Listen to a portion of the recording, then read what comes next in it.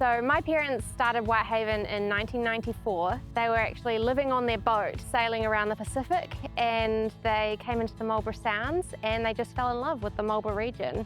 Whitehaven Wines has always been driven by a single-minded commitment on quality, and that goes hand in hand with sustainability, giving back to the environment and taking care of it and making sure that the product we create is as good as it can be.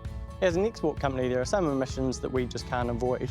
Whitehaven is really proud to get our Toy2 Carbon Juice certification. It's the first step in making sure that we understand and can reduce our emissions in the long term while making plans for what we can offset. So there's a number of things that we're doing at Whitehaven in our vineyards which are sustainably led.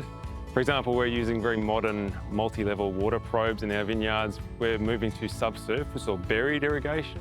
In autumn every year we plant multi-species cover crop.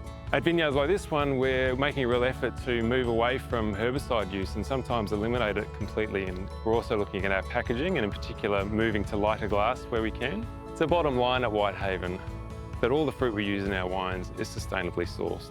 So we believe that over time practices such as these will help build a more resilient, a more thriving ecosystem, which at the end of the day is going to guarantee we're getting those beautiful fruit qualities that we love in our wines for an extended period of time. The Springs for us was an opportunity to really do something and give back in supporting our winemaking practices. We focus on the soils and the inter-row crops, and it really covers all areas of Whitehaven sustainability in terms of protecting biodiversity through recreating and restoring these environments. In terms of the climate change and response to climate change, we are reducing our fossil fuels and reducing number of passes and investing in most efficient tractors and machinery we can. But we're working in the environment. We can't control every aspect of it, but we can do our best to make sure that that environment is as healthy as possible to create the best wines.